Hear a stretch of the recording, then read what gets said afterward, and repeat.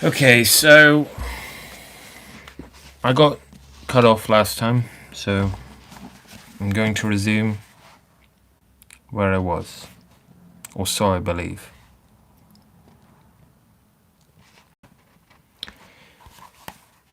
I never shall forget the waking next morning, the being cheerful and fresh for the first moment, and then the being weighed down by the stale and dismal oppression of remembrance. Miss Murdstone reappeared before I was out of bed, told me, in so many words, that I was free to walk in the garden for half an hour and no longer, and retired, leaving the door open that I might avail myself of that permission. I did so, and did so every morning of my imprisonment, which lasted 5 days. If I could have seen my mother alone, I should have gone down on my knees to her and besought her forgiveness, but I saw no one. Miss Murdstone accepted during the whole time, except at evening prayers in the parlour, to which I was escorted by Miss Murdstone after everybody else was placed, where I was stationed, a young outlaw, all alone. The return of day, noon, afternoon, evening, when the boys played in the churchyard, I watched them from a distance within the room, being ashamed churchyard. I watched them from a distance within the room, being ashamed to show the window lest they should know I was a prisoner. The strange smell and it's come down faster and faster. Smell and it's come down faster and faster between me and the church until it and gathering night seemed to quench me in gloom and fear and remorse. All this appears to have gone around and round for years instead of days. It is so vividly and strongly stamped on my remembrance. On the last evening of my restraint, I was awakened by hearing my own name spoken in a whisper. I started up in bed, and putting out my arms in the dark said, "Is that you, Peggotty?" There was no immediate answer, but presently I heard my name again, in a tone so very mysterious and awful that I think I should have gone into a fit if it had not occurred to me that it must have come through the keyhole. I groped my way to the door, and putting my own lips to the keyhole, whispered, "Is that you, Peggotty, dear?" "Yes, my own precious Davy," she replied. "Be as soft as a mouse, or the cat'll hear us." I understood this to mean Miss Murdstone, and was sensible of the urgency of the case, her room being close by. "How's Mamma, dear Peggotty? Is she very angry with me?" I could hear Peggotty crying softly on her side of the keyhole, as I was doing on mine, before she answered, "No, not very. What is going to be done with me, Peggotty dear? Do you know?" "School, near London," was Peggotty's answer. I was obliged to get her to repeat it, for she spoke it the first time quite down my throat in consequence of my having forgotten to take my mouth away from the keyhole and put my ear there, and though her words tickled me a good deal, I didn't hear them. "When, Peggotty?" "Tomorrow. Is that the reason why Miss Murdstone took the clothes out of my drawers?" Which she had done, though I have forgotten to mention it. "Yes," said Peggotty. "Box. Shan't I see Mamma?" "Yes," said Peggotty. "Morning." Then Peggotty fitted her mouth close to the keyhole, and delivered these words through it with as much feeling and earnestness as a keyhole has ever been the medium of communicating, I will venture to assert, shooting in each broken little sentence in a convulsive little burst of its own. "Davy dear, if I ain't been exactly as intimate with you lately as I used to be, it ain't because I don't love you just as well and more, my pretty poppet. It's because I thought it is better for you, and for someone else besides. Davy, my darling, are you listening? Can you hear?" "Yes, Peggotty," I sobbed. "My own," said Peggotty with infinite compassion. "What I want to say is that you must never forget me, for I'll never forget you, and I'll take as much care of your mamma, Davy, as I ever took care of you, and I won't leave her. The day may come when she'll be glad to lay her poor head on her stupid cross old Peggy's arm again, and I'll write to you, my dear, though I ain't no scholar, and I'll, Peggotty fell to kissing the keyhole as she couldn't kiss me. Thank you, dear Peggotty, said I. Oh, thank you, thank you. Will you promise me one thing, Peggotty? Will you write and tell Mr. Peggotty and little Emily and Mrs. Gummidge and Ham that I am not so bad as they might suppose, and that I sent 'em all my love, especially to little Emily? Will you, if you please, Peggotty? The kind soul promised, and we both of us kissed the keyhole with the greatest affection. I patted it with my hand, I recollect, as if it had been her honest face, and parted. From that night there grew up in my breast a feeling for Peggotty which I cannot very well define. She did not replace my mother. No one could do that. But she came into a vacancy in my heart which closed upon her, and I felt towards her something I have never felt for any other human being. It was a sort of comical affection too, and yet, if she had died, I cannot think what I should have done, or how I should have acted out the tragedy it would have been to me.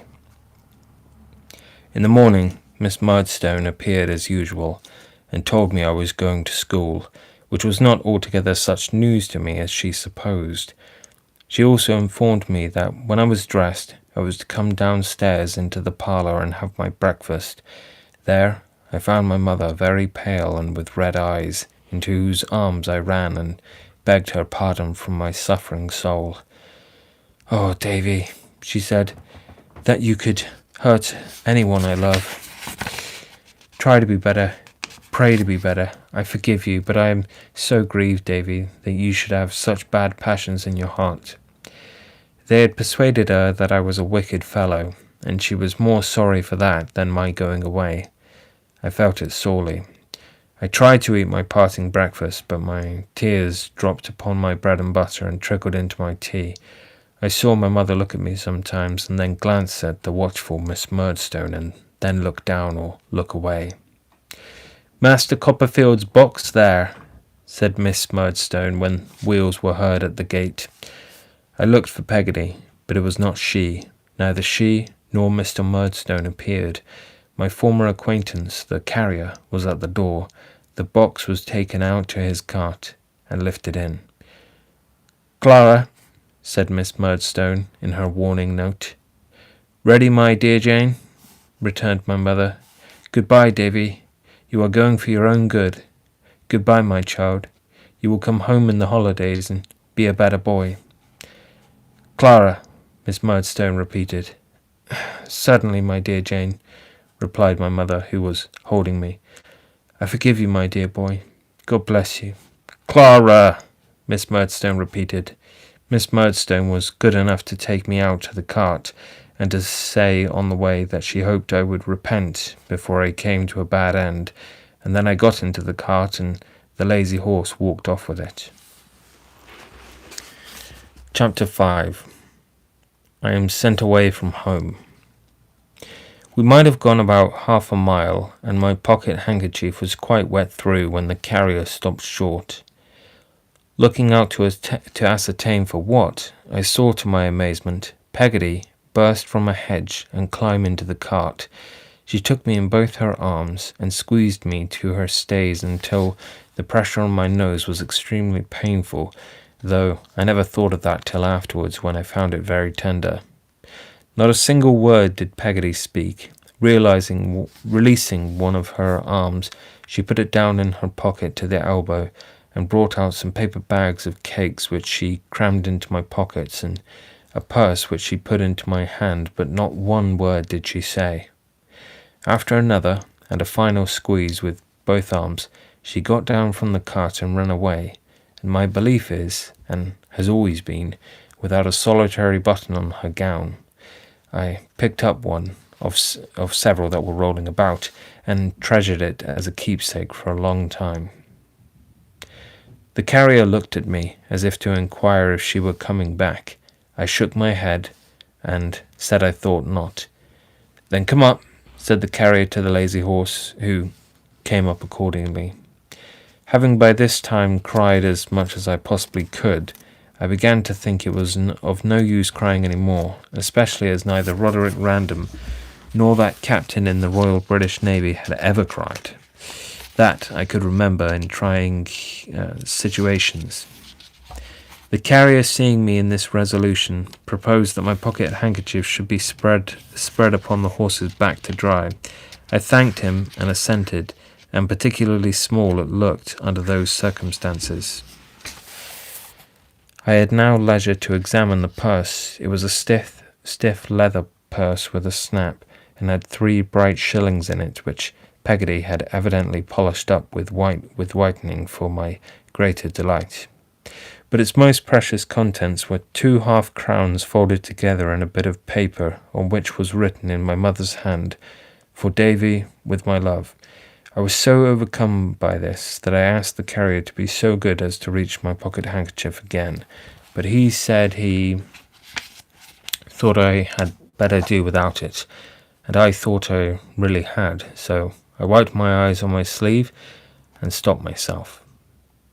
For good, too, though in consequence of my previous emotions, I was still occasionally seized with a stormy sob.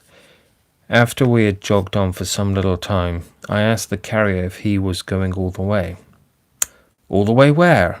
inquired the carrier. There," I said. "Where's there?" inquired the carrier. "Near London," I said. "Why, that horse," said the carrier, jerking the rein to point him out, "would be deader than pork afore he got over half the ground." "Are you only going to Yarmouth, then?" I asked. "That's about it," said the carrier. "And there I shall take you to the stagecoach, and the stagecoach, that'll take you to wherever it is."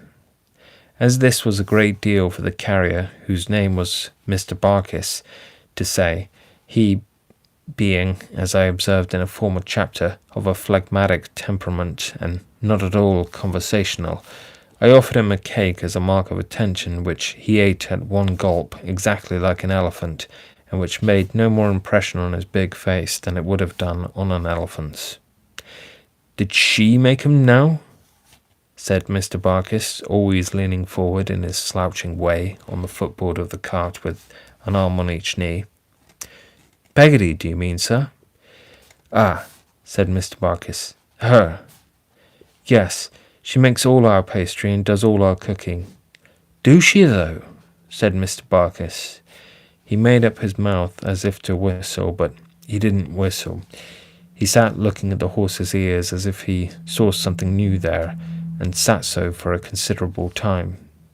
By and by he said, "No sweethearts, I believe." "Sweetmeats, did you say, Mr. Barkis?" For I thought he wanted something else to eat, and had pointedly alluded to that description of refreshment. "Hearts," said Mr. Barkis. "Sweethearts. No person walks with her." "With Peggotty?" "Ah," he said. "Her." "Oh, no, she never had a sweetheart." "Didn't she, though?" said Mr. Barkis. Again he made up his mouth to whistle, and again he didn't whistle, but sat looking at the horse's ears. "So she makes," said Mr. Barkis, after a long interval of reflection, "all the apple pastries, and does all the cooking, does she?" I replied that such was the fact. "Well, I'll tell you what," said Mr. Barkis. "Perhaps you might be writing to her." "I shall certainly write to her," I rejoined. "Ah," he said, slowly turning his eyes towards me. "Well, if you was writing to her, perhaps you'd recollect to say that Barkis was willing, would you?" "That Barkis was willing?" I repeated innocently. "Is that all the message?" "Yes," he said, considering. "Yes, Barkis is willing." "But you will be at Blunderstone again tomorrow, Mr. Barkis," I said, faltering a little at the idea of my being far away from it then, "and could give your own message so much better." As he repudiated this suggestion, however, with a jerk of his head, and once more confirmed his previous request by saying with profound gravity, "Barkis is willing. That's the message." I readily undertook its transmission. While I was waiting for the coach in the hotel at Yarmouth that very afternoon, I procured a sheet of paper and an inkstand and wrote a note to Peggotty which ran thus: "My dear Peggotty, I have come here safe. Barkis is willing. My love to Mama. Yours affectionately. P.S. He says he particularly wants you to know Barkis is willing." When I had taken this commission on myself prospectively, Mr. Barkis relapsed into perfect silence, and I, feeling quite worn out by all that had happened lately, lay down on a sack in the cart and fell asleep. I slept soundly until we got to Yarmouth, which was so entirely new and strange to me in the inn-yard to which we drove, that I at once abandoned a latent hope I had had of meeting with some of Mr. Peggotty's family there, perhaps even with little Emily herself. The coach was in the yard, shining very much all over, but without any horses to it as yet, and it looked in that state as if nothing was more unlikely than its ever going to London.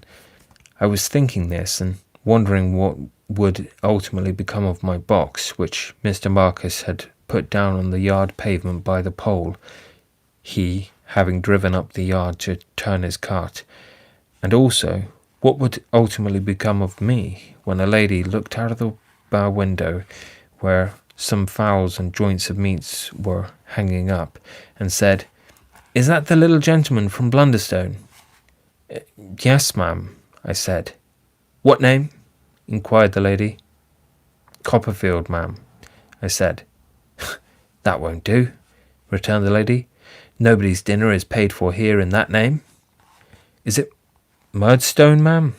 I said. "If you're Master Murdstone," said the lady, "why do you go and give another name first?" I explained to the lady how it was, who then rang a bell and called out, "William, show the coffee room," upon which a waiter came running out of a kitchen on the opposite side of the yard to show it, and seemed a good deal surprised when he was only to show it to me. It was a large, long room with some large maps in it. I doubt if I could have felt much stranger if the maps had been real foreign countries, and I cast away in the middle of them. I felt it was taking a liberty to sit down with my cap in my hand on the corner of the chair nearest the door, and when the waiter laid a cloth on purpose for me and put a set of casters on it, I think I must have turned redder all over with modesty. He brought me some chops and vegetables and took the covers off in such a bouncing manner that I was afraid I must have given him some offence, but he greatly relieved my mind by putting a chair for me at the table and saying very affably, "Now, 6 foot, come on."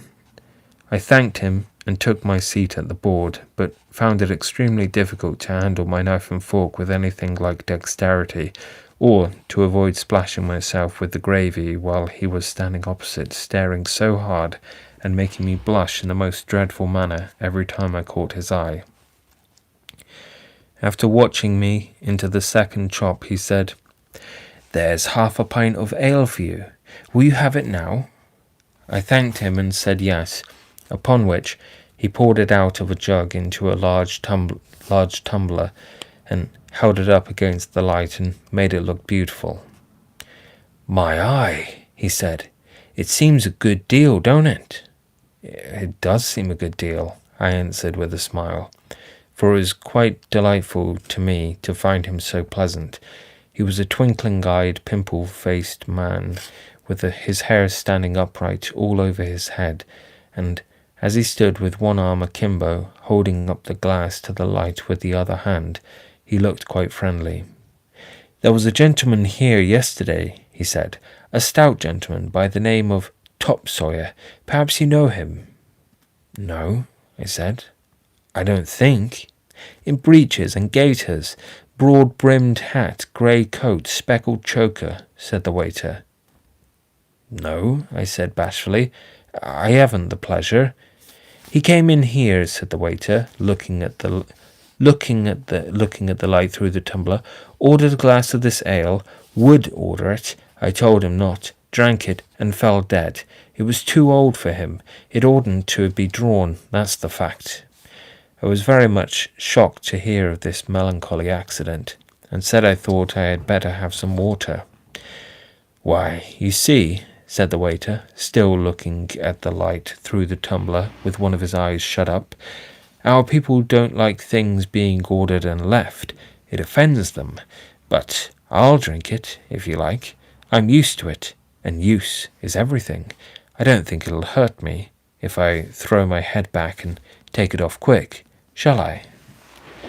I replied that he would much oblige me by drinking it if he thought he could do it safely, but by no means otherwise. When he did throw his head back and take it off quick, I had a horrible fear, I confess, of seeing him meet the fate of the lamented Mr. Topsawyer and fall lifeless on the carpet. But it didn't hurt him.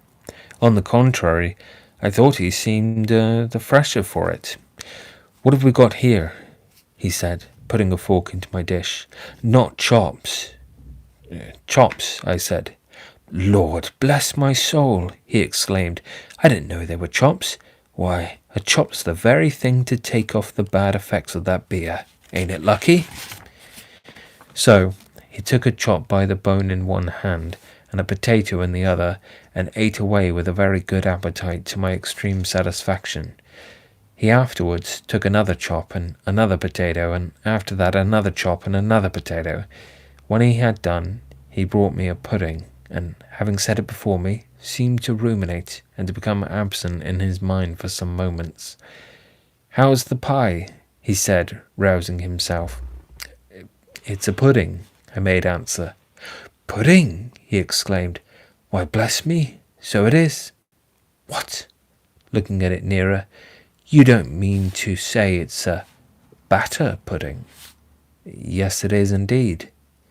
Why, a batter pudding, he said, taking up a tablespoon, is my favourite pudding. Ain't that lucky? Come on, little un, and let's see who'll get most. The waiter certainly got most. He entreated me more than once to come in and win, but what with his tablespoon to my teaspoon, his dispatch to my dispatch, and his appetite to my appetite, I was left far behind at the first mouthful and had no chance with him. I never saw anyone enjoy a pudding so much, I think, and he laughed when it was all gone, as if his enjoyment of it lasted still. Finding him so very friendly and companionable, it was then that I asked for the pen and ink and paper to write to Peggotty. He not only brought it immediately, but was good enough to look over me while I wrote the letter. When I had finished it, he asked me where I was going to school. I said, near London, which was all I knew. Oh, my eye, he said, looking very low-spirited. I am sorry for that. Why? I asked him. Oh, Lord, he said, shaking his head. That's the school where they broke the boy's ribs. 2 ribs. A little boy he was. I should say he was. Let me see. How old are you, about? I told him between 8 and 9. That's just his age, he said. He was 8 years and 6 months when they broke his first rib, 8 years and 8 months old when they broke his second, and did for him. I could not disguise from myself or from the waiter that this was an uncomfortable coincidence, and inquired how it was done. His answer was not cheering to my spirits, for it consisted of 2 dismal words. With whopping. The blowing of the coach horn in the yard was a seasonable diversion, which made me get up and hesitatingly inquire, in the mingled pride and diffidence of having a purse, which I took out of my pocket, if there were anything to pay. There's a sheet of letter paper, he returned. Did you ever buy a sheet of letter paper? I could not remember that I ever had. It's dear, he said, on account of the duty. 3 pence. That's the way we're taxed in this country. There's nothing else except the waiter. Never mind the ink. I lose by that. What should I How much ought I to what would it be the right to pay the waiter, if you please? I stammered, blushing. If I hadn't a family, and that family hadn't the cowpox, said the waiter, I wouldn't take a sixpence. If I didn't support an aged parent and a lovely sister, here the waiter was greatly agitated, I wouldn't take a farthing. If I had a good place and was treated well here, I should beg acceptance of a trifle instead of taking it. But I live on broken victuals, and I sleep on the coals. Here the waiter burst into tears. I was very much concerned for his misfortunes, and felt that any recognition short of 9 pence would be mere brutality and hardness of heart.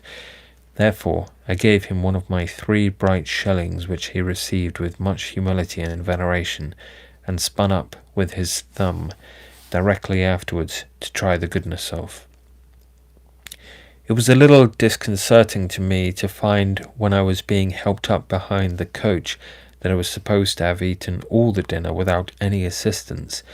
I discovered this from overhearing the lady in the bow window say to the guard, "Take care of that child, George, or he'll burst," and from observing that the women's servants who were about the place came out to look and giggle at me as a young phenomenon. My unfortunate friend the waiter, who had quite recovered his spirits, did not appear to be disturbed by this, but joined in the general admiration without being at all confused. If I had any doubt of him, I suppose this half awakened it, but I am inclined to believe that with the simple confidence of a child, and the natural reliance of a child upon superior years, qualities I am very sorry any children should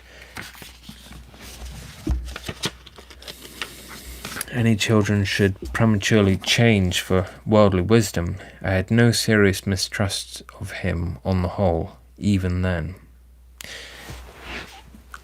I felt it rather hard, I must own, to be made, without deserving it, the subject of jokes between the coachman and guard as to the coach drawing heavy behind on account of my sitting there, and as to the greater expediency of my travelling by wagon.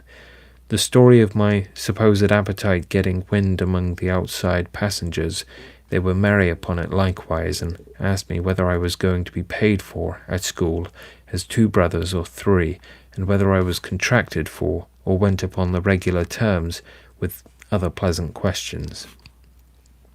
But the worst of it was that I knew I should be ashamed to eat anything when an opportunity offered, and that, after a rather light dinner, I should remain hungry all night, for I had left my cakes behind at the hotel in my hurry.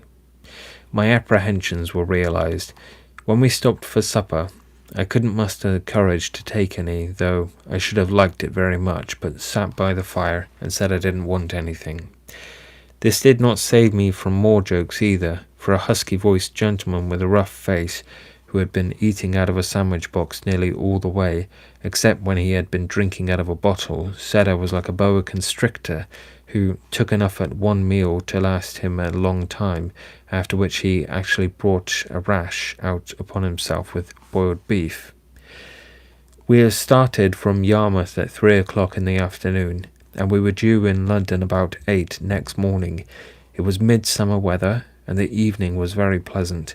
When we passed through a village, I pictured to myself what the insides of the houses were like, and what the inhabitants were about, and when boys came running after us and got up behind and swung there for a little way, I wondered whether their fathers were alive and whether they were happy at home.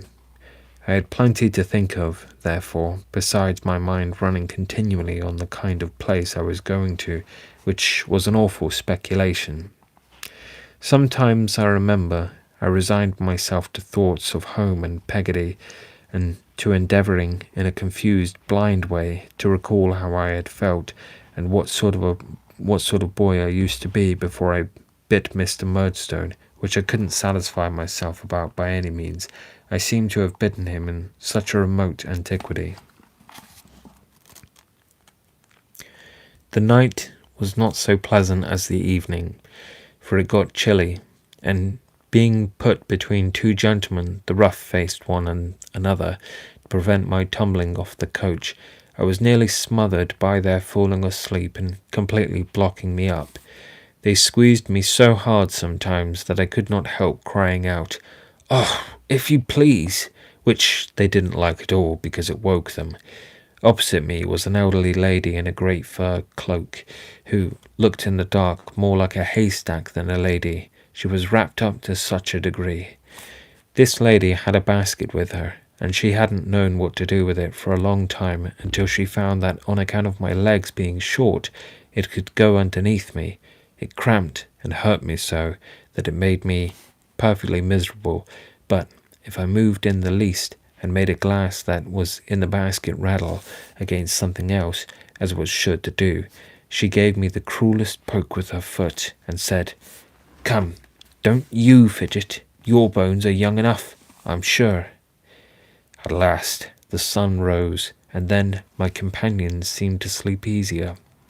The difficulties under which they had laboured all night, and which had found utterance in the most terrific gasps and snorts, are not to be conceived.